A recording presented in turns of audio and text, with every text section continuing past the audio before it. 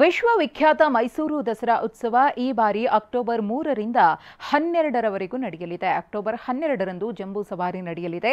ದಸರಾ ಮಹೋತ್ಸವ ಕುರಿತು ಇಂದು ಸಿಎಂ ನೇತೃತ್ವದಲ್ಲಿ ಉನ್ನತ ಮಟ್ಟದ ಸಮಿತಿ ಸಭೆ ನಡೆಯಿತು. ಈ ಬಾರಿ ಅದ್ದೂರಿ ದಸರಾಗೆ ತೀರ್ಮಾನಿಸಿದ್ದು, ಕಳೆದ ಬಾರಿಗಿಂತಲೂ ಹೆಚ್ಚು ಹಣ ಖರ್ಚಾಗಬಹುದು ಅಂತ ಸಿಎಂ ತಿಳಿಸಿದರು. ದಸರಾ ಉತ್ಸವ 3ನೇ ತಾರೀಕಿನಿಂದ 12ನೇ ತಾರೀಕಿನವರೆಗೆ ನಡೀತದೆ. ಈ ವರ್ಷ ನಮ್ಮ ವಾಡಿಕೆ ಮಳೆಗಿಂತ ಹೆಚ್ಚು ಮಳೆಯಾಗಿದೆ. ರೈತರು ಎಲ್ಲ ಹರ್ಷದಿಂದ ಇದ್ದಾರೆ. ಎಲ್ಲ ಜಲಾಶಯಗಳು ಕೂಡ ತುಂಬಿದಾವೆ. ಮತ್ತು ದೀಪಾಲಂಕಾರ ಈ ಸಾರಿ 21 ದಿನಗಳ ಕಾಲ ನಡೀತದೆ. ವಿಜೃಂಭಣೆಗೆ ಎಷ್ಟು ಖರ್ಚಾಗುತ್ತೆ ಅಷ್ಟು ಮಾಡ್ತೀವಿ. ಕಳೆದ ಬಾರಿ ಸುಮಾರು 30.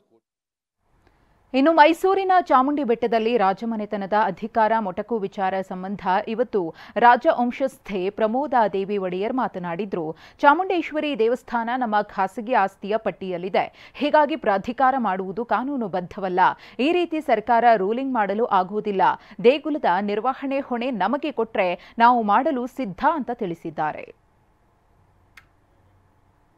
ಅವರು ಆ್ಯಕ್ಟನ್ನು ನಾವು ಅನ್ಕಾನ್ಸ್ಟಿಟ್ಯೂಷನಲ್ ಅಂತ ಮಾಡಿದ್ದೀವಿ. ಯಾಕೆ ಅಂದರೆ ಇದು ಚಾಮುಂಡೇಶ್ವರಿ ಇದು ನಿಮ್ಗೆ ಇಲ್ಲಿ ಕೊಟ್ಟಾಗ ಗೊತ್ತಾಗುತ್ತೆ.